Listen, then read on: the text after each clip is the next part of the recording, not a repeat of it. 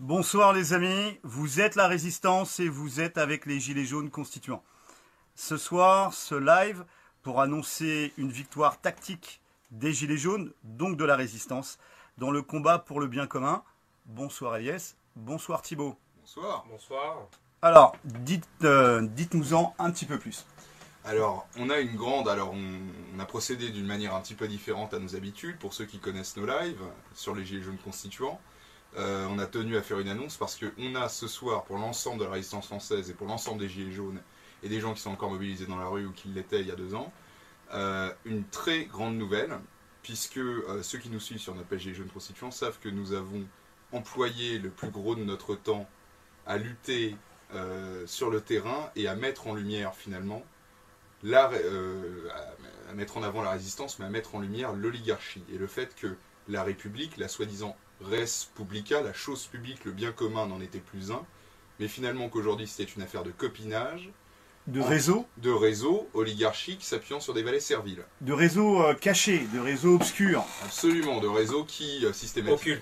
Occulte, on peut le dire, qui systématiquement, nous quand on va voir des oligarques et qu'on leur pose la question, voilà, le bien commun, la chose publique, etc., ils nous parlent systématiquement de la sacro-sainte séparation des pouvoirs. Nos travaux ont en partie participé à décrédibiliser finalement cette posture qu'ils se donnent.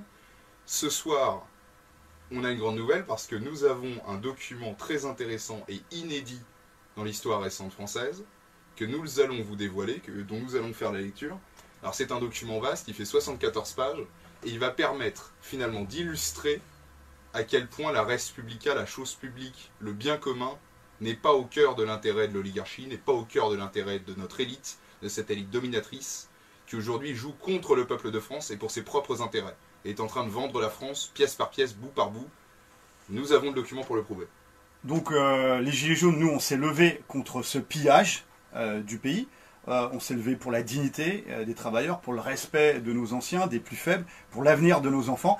Et donc ce document, dont tu vas nous parler dans très, très peu de temps, va éclairer en fait sur ces liens cachés, cette courroie de transmission entre l'oligarchie et ses valets serviles dans la République française. Mais aussi au niveau des sphères de la justice, des sphères de l'université, des sphères des médias, des grandes entreprises. Il y a du lourd ce soir. Alors, très lourd. On commence par la première partie. Ce document à divulguer. Donc les amis, bien évidemment, partagez, enregistrez la vidéo, partagez un maximum, sauvegardez sur autant de supports que possible. Alors, ce document, c'est quoi? Ce document, allez... Je lève le voile, j'arrête la surprise, j'arrête les mystères. Bon, les gens ont assez attendu. Ce document que j'ai entre les mains, c'est ça. Alors, approche-toi un tout petit peu pour qu'on voit. Le siècle, liste des participants au 831e dîner du mercredi 26 février 2020. Voilà. Et je vais me permettre de faire lecture des détails qui sont mentionnés en bas de page. La liste des participants au dîner mensuel du siècle est confidentielle. Elle est destinée uniquement à votre information personnelle, donc à celle de ses participants. Toute reproduction, citation, utilisation sous quelque forme que ce soit est strictement interdite.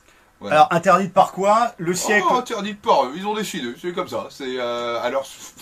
Ils ont décidé, ces oligarques entre eux, parce que bien évidemment, quand on se retrouve pour dîner Faubourg Saint-Honoré, à 200 mètres de l'Élysée, à l'hôtel interallié tous les mois entre oligarques, c'est pas pour y discuter de pêche, et c'est la raison pour laquelle ils ne tolèrent ni micro, ni caméra, ni journalistes intègres et indépendants. C'est la raison pour laquelle ils ont tout fait jusqu'à aujourd'hui pour maintenir cette liste secrète. Manque de peau, les Gilets jaunes constituants font le boulot et ont réussi à la choper cette liste. Et on va vous en dévoiler le contenu ce soir. Première question, comment tu as eu cette liste? Comment ce papier est arrivé entre tes mains? Explique-nous tout. Je suis content que tu me poses cette question, écoute, parce que l'histoire vaut le détour. Comme ceux qui nous suivent le savent, chaque mois nous nous rendons au dîner du siècle, duquel on est promptement rejeté d'ailleurs systématiquement, pour essayer de profiler, de mettre en lumière ces oligarques, mais aussi d'entretenir un dialogue avec eux. Il se trouve que... Un dialogue pacifique et bienveillant à chaque fois. Faisons d'habitude. Il y a plein de groupes de gilets jaunes qui viennent aussi. De toute la région parisienne, vrai, même de l'Oise, etc. Voilà, c'est un rendez-vous le 4e mercredi de chaque mois, depuis maintenant 1 an. les gilets jaunes veulent participer, veulent échanger, veulent savoir qu'est-ce qui se passe, qu'est-ce qui se dit dans ces dîners oligarchiques qui sont bien sûr interdits au bas peuple, qui est juste bon à payer des impôts. Non, on n'a pas droit au homard. C'est dommage. Explique-nous comment ce document qui est confidentiel est arrivé entre tes mains. Alors il se trouve que comme chaque mois, moi j'étais venu faire mon repérage un petit peu à l'avance, et puis je suis resté jusqu'à la fin du dîner, finalement. Et quand on fait ce repérage, particulièrement devant le dispositif policier qui a été déployé sur place, il y a toujours un dispositif policier très important. Très important. Donc c'est de l'argent public qui sert à garder finalement la quiétude et la sécurité. Sécurité, on ne représente pas une menace de sécurité, mais pourquoi pas. La quiétude de ces bonnes gens qui vont dîner du homard entre gens de bien. Et je rappelle que pour être une personne de bien, il faut tout en avoir du bien. Il faut avant tout avoir ça. Et donc je me pose dans un café. Et quelle n'est pas ma surprise quand je fais la rencontre, quand je croise en fait le chemin d'un de ces oligarques que moi je n'ai pas reconnu. Mais lui, t'as reconnu? Lui m'a reconnu, alors des gilets jaunes et manifestations, il a reconnu ma tête. Il s'est présenté à moi et après un court échange, il m'a donné la liste tout simplement pour aider, lui, le combat gilets jaunes. Donc même au sein finalement de ces cercles oligarchiques, il y a des personnes qui voient le problème, qui voient en fait l'arnaque que constitue cette pseudo-res publica, cette pseudo-chose publique, et qui consentent finalement à aider les gilets jaunes et qui veulent aider les gilets jaunes et qui sont pour le bien commun. Donc attention, il faut se faire du souci. Il y a du rififi même chez les oligarques, tu vois.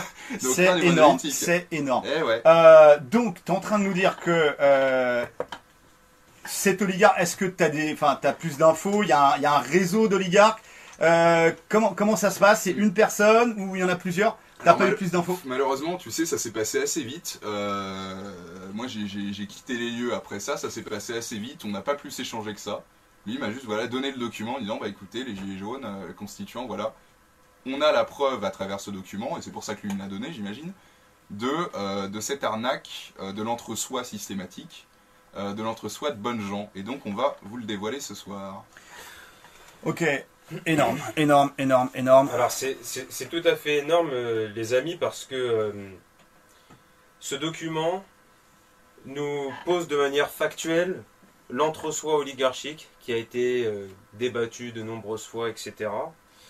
Et nous montre de manière factuelle aussi la collusion et le conflit d'intérêts qui règne entre la sphère médiatique, les milieux d'affaires, les hauts fonctionnaires de l'État français, les entreprises du CAC 40, la banque, la finance, le monde du spectacle et des arts. Et le monde universitaire aussi. Le monde universitaire, Sciences Po, l'ENS, Sciences Po, la justice, les universités, la police, la l'armée. justice, la police, l'armée. On a tout même ça l'armée dans le siècle. Oui, on a des représentants de l'armée. On a tout ça dans le dîner du siècle. Et ces gens-là, vous allez voir à travers leur CV, qu'ils passent d'une case à une autre.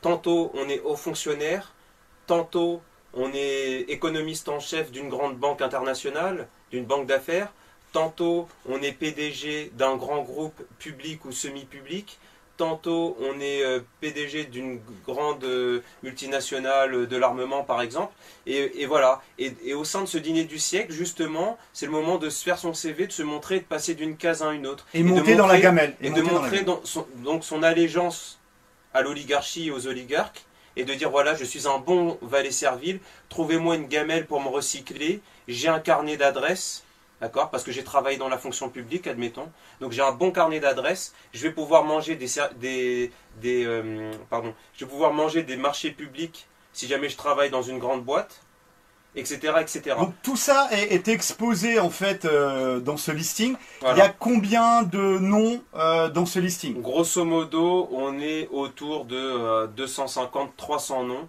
sachant que actuellement il y a donc sur le site officiel du siècle, on peut voir qu'il y a 566 membres au 1er janvier 2020. Donc il manque à peu près la moitié des membres. Là on a grosso modo une grosse moitié des membres à vous présenter. Et vous allez voir que dans cette grosse moitié, il y a du très lourd. Alors là, on est sur la notion de servir ou se servir. Ouais, je crois qu'ils ont choisi leur corps d'ailleurs. Ça, c'est pour les élus et les hauts fonctionnaires. Il y a des représentants des grandes banques, des grandes entreprises. Mais malheureusement, il y a aussi beaucoup de hauts fonctionnaires qu'on retrouve dans cette liste-là. Et le fait, c'est qu'ils la voulaient secrète. Elle ne le sera plus à partir de maintenant. Mais écoutez, ça tombe bien parce que Ouais, je vais commencer un petit peu. Si je peux juste me permettre de faire une précision, excuse-moi, je te coupe, c'est une précision importante. La liste que dont nous allons faire lecture, on en a retiré les éléments sensibles, à savoir les adresses personnelles de certains des participants qui étaient mentionnés, ainsi que leurs contacts téléphoniques directs, etc. On reste pacifique et bienveillant dans notre démarche. Notre démarche est pédagogique, elle est éducative. C'est la raison aussi pour laquelle on n'appellera pas, nous, à une vendetta, à une vengeance contre ces personnes. Nous utilisons finalement ces réseaux-là pour montrer, pour illustrer le vrai de la République. La réalité finalement de ce pouvoir en 2020, qui se prétend d'utilité publique et qui se prétend finalement conférer d'autorité, on ne sait pas laquelle, et qui invoque systématiquement, quand on la met en cause, la séparation des pouvoirs, la sainte trinité, la séparation des pouvoirs, c'est formidable, mais qui nous parle aussi systématiquement de complotisme, de délire, de fake news, de rumeurs internet, etc. Quand on met en évidence ces éléments-là, maintenant il ne s'agit plus de ça. Cette liste est officielle. Voilà, elle est en date. C'est le 831e dîner quand même, hein. On n'est pas au premier les gars. Elle est datée du mercredi 26 février 2020. Donc le dernier dîner du siècle. Le dernier dîner du siècle. Alors bien évidemment tous les participants, tous les associés au siècle n'ont pas pu s'y rendre, étant donné qu'il y a des effectifs tournants. Ils ne sont pas tous là systématiquement le même soir. Et il s'agissait de le préciser. Et pour aller dans ton sens, je dirais que là ce qu'on met en évidence, ce ne sont pas des personnes, c'est surtout un système. Ouais. C'est un système de gamellage, de collusion. Et c'est ce système qu'il faut mettre par terre. Voilà.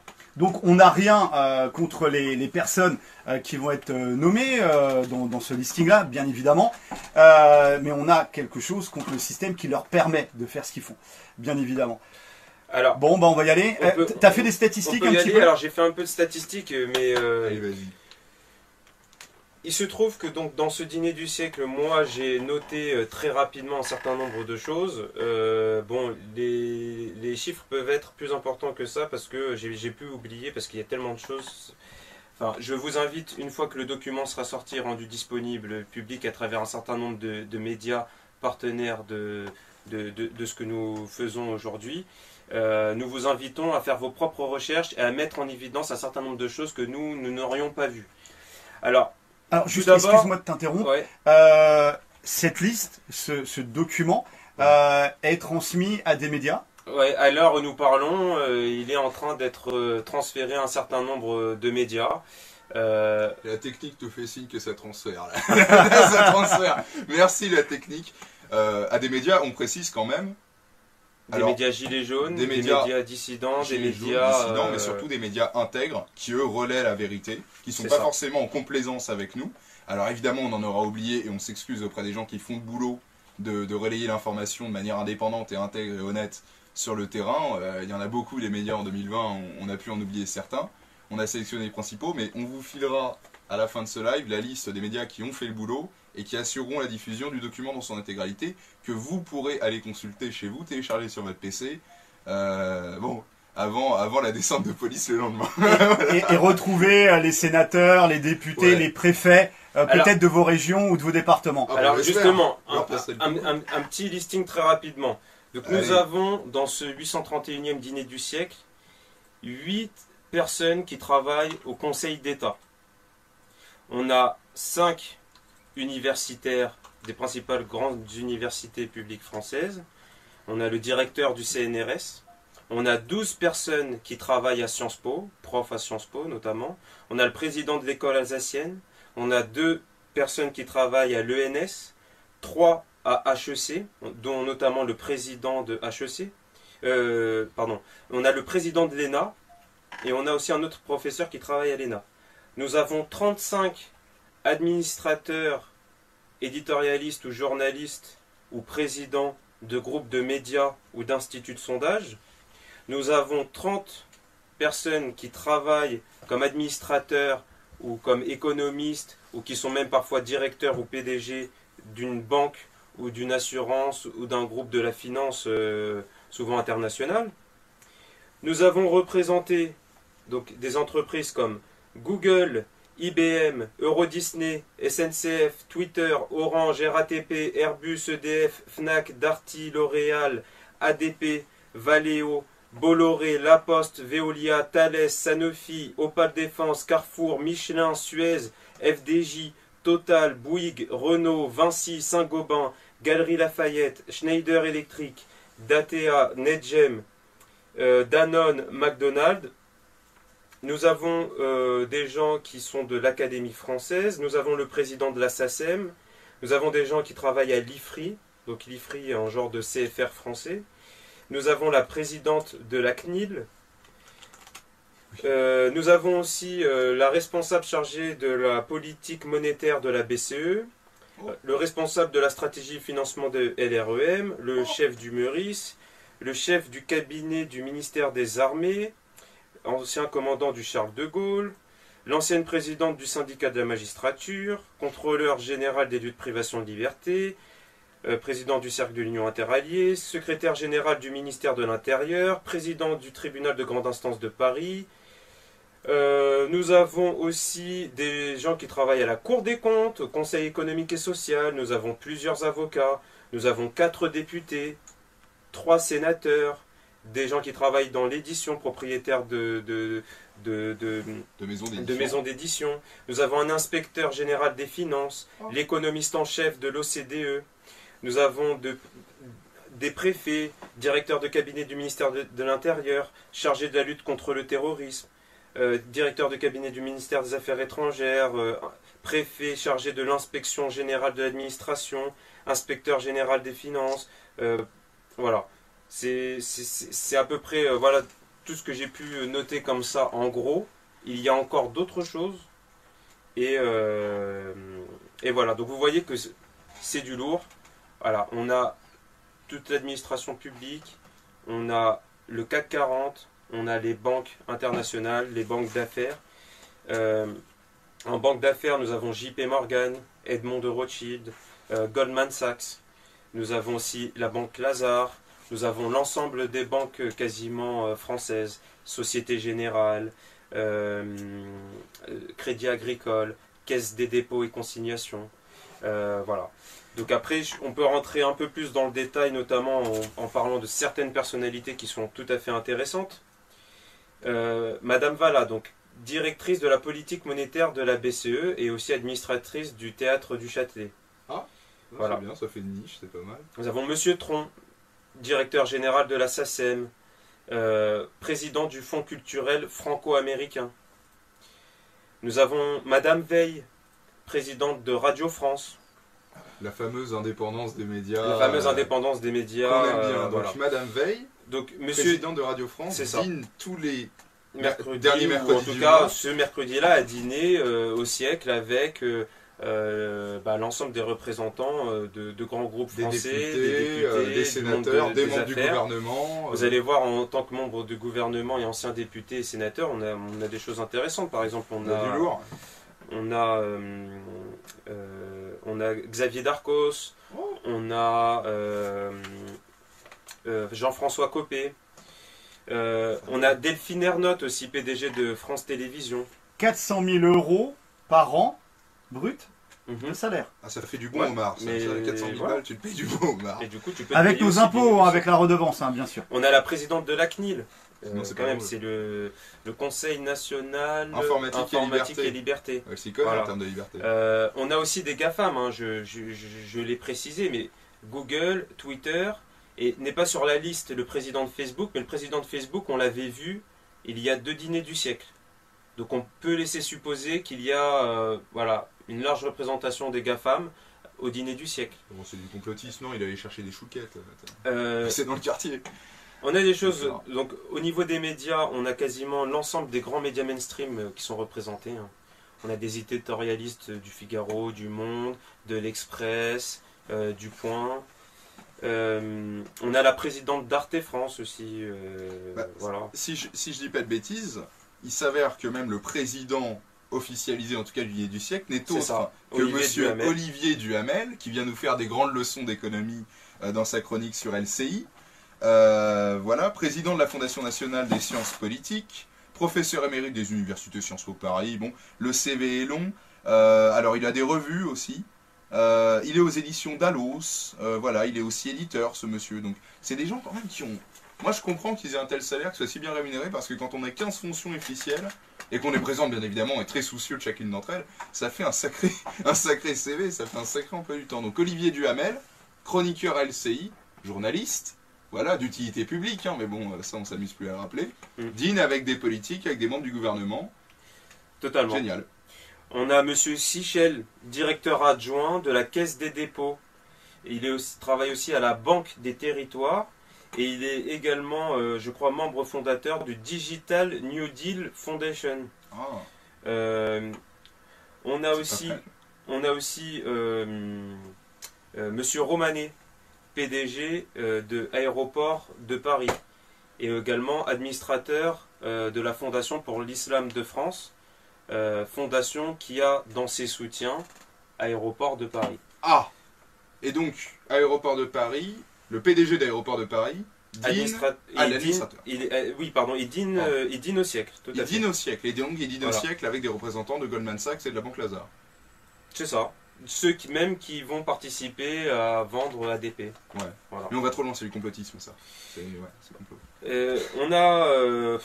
On a des choses intéressantes. Alors, la petite séquence que vous pourrez passer pour nos amis syndiqués, nos amis grévistes qui se battent actuellement dans la rue par rapport à la défense du système des retraites.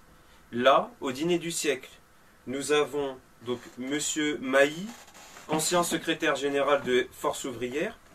Nous avons aussi Patricia Barbizet, ancienne présidente du siècle. Ancienne présidente du siècle.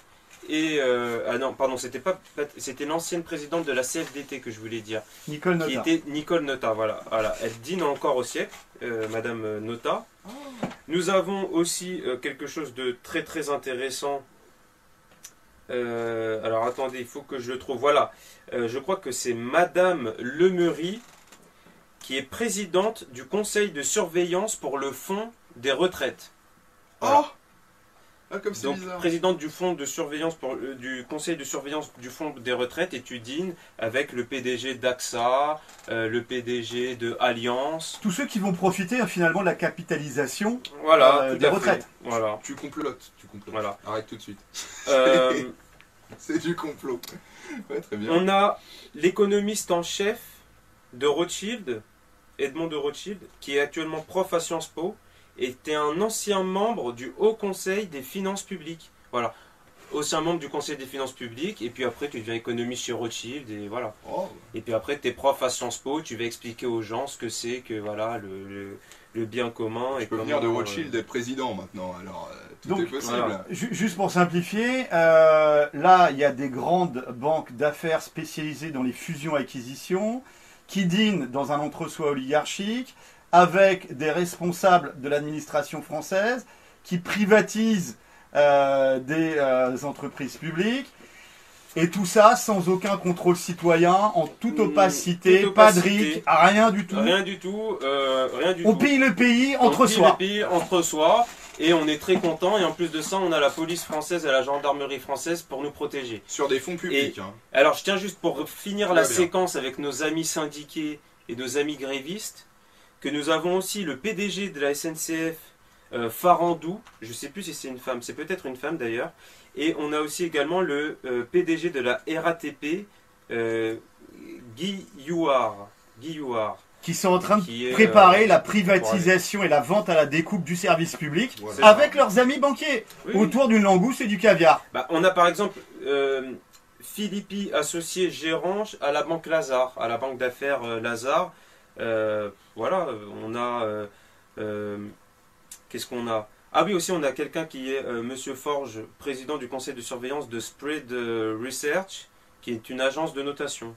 Oh. Voilà. Censé être indépendant. Voilà. Les agences de notation totalement indépendantes. On a Monsieur Fratacci, directeur général de la Chambre de commerce et d'industrie de Paris, Île-de-France. Donc la liste est très longue là, puisqu'il y a combien? 240 plus? C'est à peu près ça. Pour être très clair, vous voyez là, les pages que j'ai entre les mains, je fais ça, tu vois. Il y a, on a 74 pages, je crois, 74 pages de noms recto verso, 70 pardon, 70 pages de noms recto verso, avec tout ça à la fin. Donc ce document, encore une fois on le répète, vous pourrez le retrouver dans sa version complète et le télécharger sur les médias que nous vous indiquerons en fin de live. Je fais un signe à ma technique pour voir. Oui, les médias sont prévenus, c'est formidable. Bon, donc c'est officiellement fleuri là, on rétro-pédale plus. Génial. Et voilà, vous avez recto verso, tout ça d'oligarques et de valets serviles qui va dîner. Et ce n'est qu'une partie de la liste, on rappelle. Hein. Cette liste est non exhaustive. Il s'agissait des présents, des personnes présentes, lors du 831e dîner du siècle, qui s'est déroulé le mercredi 26 février. Donc, voilà. Comme on y sera le mois prochain, un message à l'oligarque ou au valet servile de l'oligarque qui a eu là ce retour de conscience et qui t'a contacté pour te donner, on attend le reste. On attend le reste, il en manque 200. Ah bah maintenant on est abonnés, hein, donc on est des fidèles. Nous, tu nous donnes ça, on prend ça. Donc, alors, est-ce que tu peux, par exemple, une page au hasard et puis... Allez. Voilà, fais-nous plaisir. On va faire, c'est le hasard, hein, les amis, c'est malheureux. Alors, regarde qui on a. Je suis tombé sur les F. Ah bah Michel Field, tiens. Encore un journaliste indépendant dont on ne saurait mettre en cause l'intégrité dans son métier.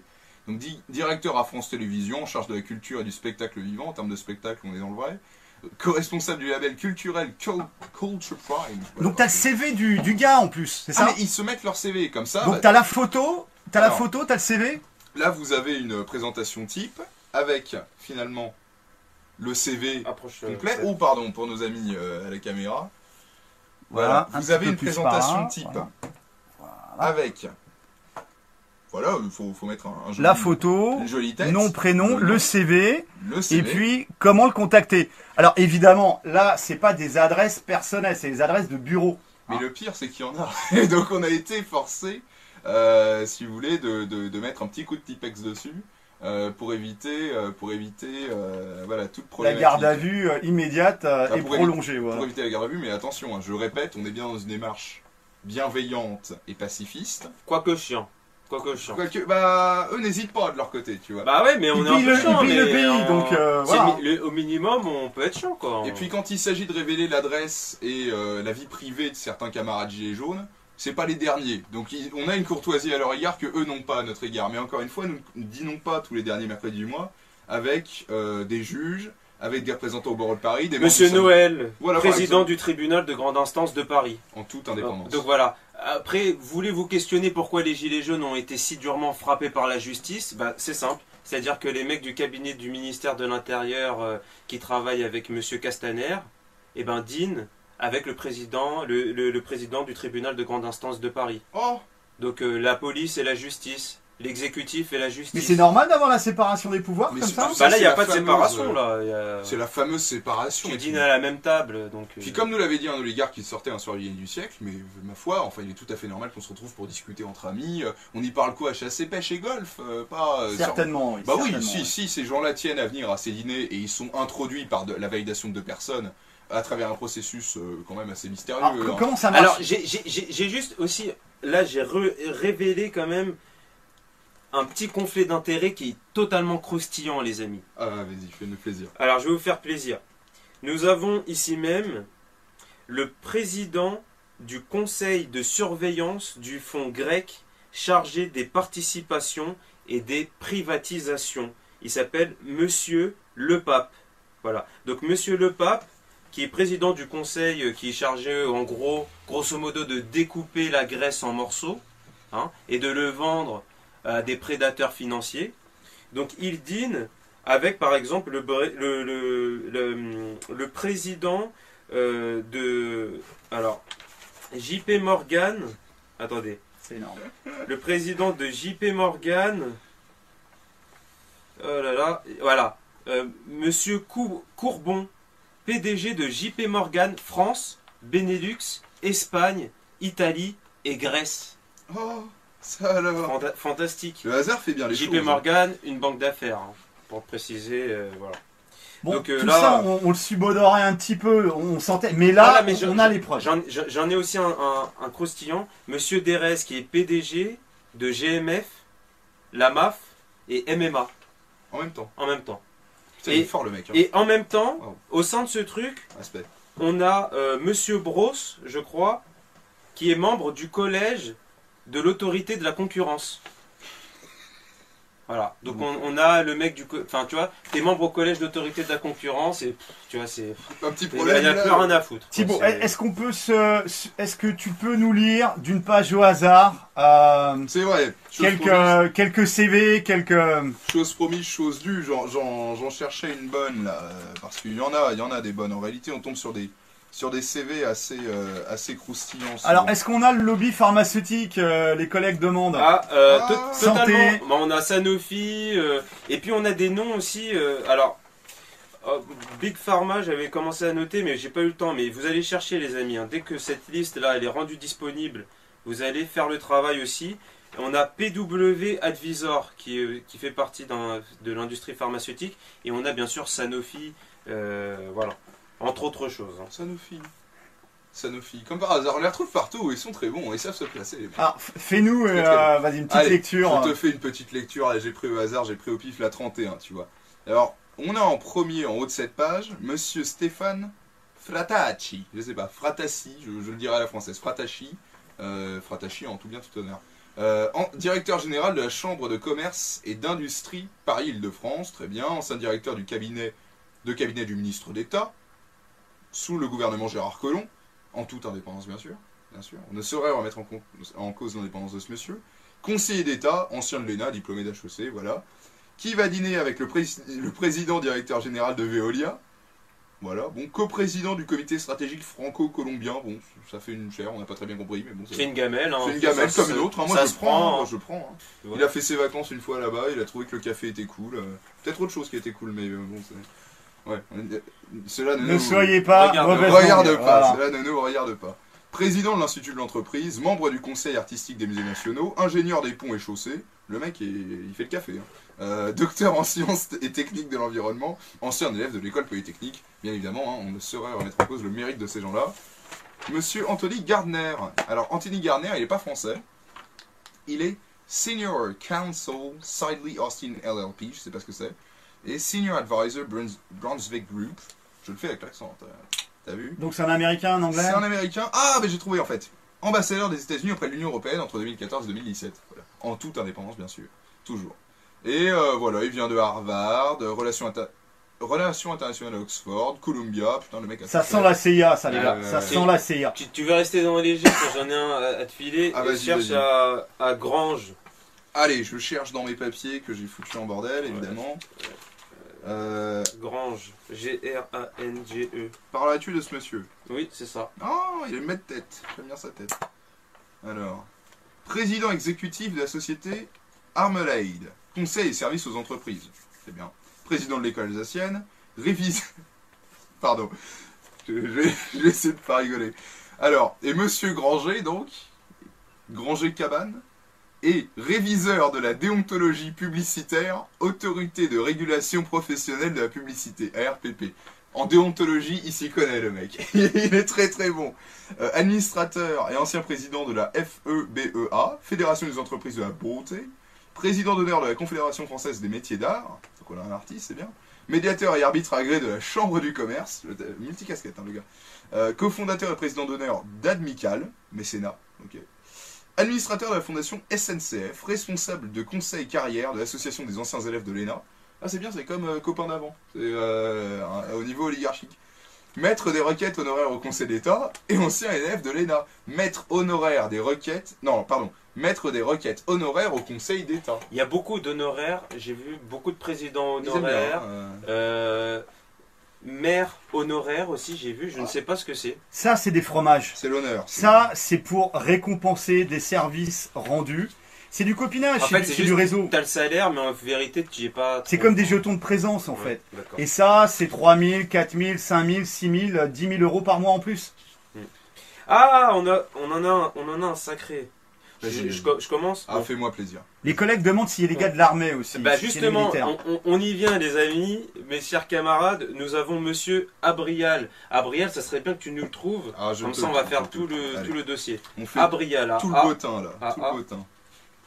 Tac. Et moi je suis gilet jaune, attention. Alors, Abrial, il est parmi les premiers. Il est là monsieur Abrial, Stéphane Abrial. Dis-le nous. Alors, je vous le dis. Président du conseil d'administration du musée de l'air et de l'espace. membre du Conseil général de l'armement, membre de l'International Advisory Board de Tuckahoo Capital, je ne sais pas ce que c'est, ancien commandant suprême de l'OTAN pour la transformation, comme ça. Ok, ancien commandant suprême de l'OTAN quand même, c'est pas mal, hein. Bête. Ancien chef d'état-major de l'armée de l'air, très bien, général de l'armée aérienne, ancien élève de l'école de l'air, diplômé du Air War College aux États-Unis, évidemment, et ancien auditeur IHEDN, je sais pas ce que c'est. C'est un officier français, ça? Alors, on n'est pas trop sûr. OTAN, France, on ne sait pas. Ancien chef d'état-major de l'armée de l'air, donc je pense, oui. Ouais, de l'armée de l'air française. Je suppose. Et qui a des fromages aux États-Unis, qui a des participations. C'est l'OTAN, si tu veux. Donc maintenant, aujourd'hui, tu passes de l'un à l'autre. Nous sommes dans. Donc il n'y a pas de souveraineté militaire là-dessus. Merci Sarkozy, au passage. On s'en souvient. Voilà, alors tiens, sur la même page, j'en profite, j'ai aussi Bruno Angelès. Bruno Angelès, je ne sais pas. Président de Crédit Suisse, France et Belgique. Administrateur de la RATP et de la Fondation de France. Président du cercle Turgot, encore un cercle oligarchique, il y en a beaucoup. Il y en a beaucoup, d'ailleurs, il y a beaucoup de membres d'autres cercles oligarchiques. Terra Nova, Fondapol, la Fondation Concorde. Et d'autres encore. On a été les visiter, Terra Nova et Fondapol. Ouais, on a été les voir. On a le président de Terra Nova. Président d'honneur de l'association des ingénieurs des ponts et chaussées et de la fondation de l'école nationale des ponts et chaussées. Il y a un truc quand même, je vois, c'est peut-être une référence à traverser la rue, je sais pas. Ils sont fans de ponts et de chaussées. Non, très bien, tu vois. Donc on a quelqu'un qui est en même temps président du Crédit Suisse, France et Belgique et administrateur de la RATP. Voilà, tout va bien. Bien évidemment, pas de conflit d'intérêts. Il ne saurait en être le cas. Vas-y, est-ce que tu as d'autres profils croustillants Alors, faites vos demandes, c'est les soldes. On vous balance de l'oligarque en paquet. On a Madame Parizeau. On a Madame Parizeau, ancienne présidente du MEDEF et actuellement administrative de la Fondation du droit animal. Voilà. C'est-à-dire que elle, le salarié, tu peux lui détruire sa vie. Mais pas le pingouin. Mais pas le pingouin ou le hamster. Le hamster, par contre, il a un droit. Mais le salarié, non. Le hamster a un droit. Mais pas le salarié. Alors là, en fait, vous dites oligarque. Là, moi, je vois plutôt des hauts fonctionnaires, des gens qui veulent faire carrière, qui sont dans plutôt se servir, au lieu de servir, qui vont chercher à monter leur rémunération. Là, on est sur la courroie de transmission tactique entre des grandes banques d'affaires, des grandes politiques appliquées. La Commission européenne avec les GOPÉ prépare les grandes politiques françaises. Elles sont appliquées, elles sont transmises via les think tanks au niveau idéologique, au niveau conceptuel. Et puis au niveau pratique, là les ordres sont donnés directement et les corruptions, on peut dire c'est ça. Compromissions. C'est un entre-soi, c'est une compromission. C'est-à-dire, voilà, on t'invite au siècle. Alors, faut savoir comment ça se passe, comment est-on invité au siècle, on pourra en parler. C'est vrai, pour nos amis qui voudraient participer. Comment est-on invité au siècle? J'ai envie d'accéder au siècle. Tu ne peux pas. Voir Elias au siècle, comment c'est possible? Tu dois être coopté par au moins 2 membres du siècle. Il y a 2 membres permanents du siècle qui disent ce profil nous intéresse. Ils proposent la candidature en conseil d'administration. Et là, en fait, c'est un jeu de boule noire et de boule blanche. C'est-à-dire qu'il y a une boule blanche qui signifie oui et boule noire qui signifie un refus. Chacun a une boule noire et une boule blanche. Mais une boule noire compte pour 3 boules blanches. Donc, s'il y a un petit nombre de boules noires, ça peut être un refus. Des fois, même s'il y a une boule noire, ça peut être un refus parce qu'il faut quand même le consensus. Et une fois qu'on est intégré au siècle, après, voilà, on dîne. C'est 160 € par an de cotisation, plus 82 € par repas. Voilà. D'accord. Donc une fois qu'on est coopté et qu'on intègre du coup le dîner du siècle, on a envie d'y rester. Si on est journaliste, c'est l'occasion. Ça ouvre des portes, forcément. Ça ouvre des portes et puis c'est l'occasion de pouvoir avoir 2-3 ragots à raconter. Mais en même temps, il faut pouvoir garder sa place. Donc, on ne peut pas faire un travail d'investigation sur des banquiers d'affaires parce qu'ils dînent au siècle. Et eux, ils sont souvent dans le conseil d'administration. Donc là, on est quand même très loin du mort à la dette, à bas l'usure, vive le bien commun, mort au fascisme bancaire. Là, on est dans la collaboration la plus totale avec le fascisme bancaire. Il s'agit pour les journalistes de vendre du papier, d'avoir 2-3 scoops, mais de bas étage. Il s'agit aussi de pouvoir éventuellement se faire un carnet d'adresses, de pouvoir se recycler, de pouvoir passer de la fonction publique au monde des affaires, du monde des affaires à la fonction publique. Et pour ça, faut faire preuve de complaisance avec les gens qui sont là. Si je puis me permettre une dernière démonstration qui résumera un petit peu l'arnaque, je prends deux feuilles l'une à côté de l'autre, bien évidemment. On a, sur 2 feuilles, François Langlais, que certains d'entre vous connaissent pour ses brillantes chroniques également, éditorialiste économique à TF1 LCI, qui s'y connaît, présentateur de l'émission L'Anglais des chiffres. Regarde, t'es pas tout seul, t'as de la concurrence, mon gars. Et sur LCI, chroniqueur à RTL, maîtrise de lettres modernes. Qu'est-ce qu'on y connaît en économie avec une maîtrise de lettres modernes? Nous ne poserons pas la question, il est peut-être très compétent. Qui va dîner agréablement, au-delà de sans micro, sans caméra bien évidemment, parce que c'est la seule chose, c'est les 2 seules choses qui sont interdites au siècle, c'est la transparence, voilà, c'est la seule chose interdite au siècle, qui va dîner avec Madame Noël Lenoir, avocate à la cour, en présence de Mathilde Lemoine, chef économiste au groupe Edmond Rothschild, et en présence de Jean-Marie Le Guen, que certains d'entre vous connaissent également, conseiller du président de Siacy-Saint-Honoré et conseiller PS de Paris, ancien ministre. Donc vous avez là résumé en gros l'arnaque. Mon ennemi c'est la finance? Oui, mais ça c'était... non, ça il fallait assurer quand même la promo. Voilà. Alors, sympa. Pour ajouter vraiment quelque chose de formidable, et là c'est la cerise sur le gâteau les amis, nous avons qui dîne au siècle Anne Levade, qui est en charge de la haute autorité pour la transparence de la vie publique. No comment. Ceci n'est pas une blague. On aimerait, mais c'est pas grave. Voilà, haute autorité pour la transparence de la vie publique, et je dîne au siècle dans un entre-soi oligarchique, secret et occulte. Voilà, c'est tout. En vérité, les amis, on pourrait vous faire lecture de ce document toute la soirée. Dieu merci.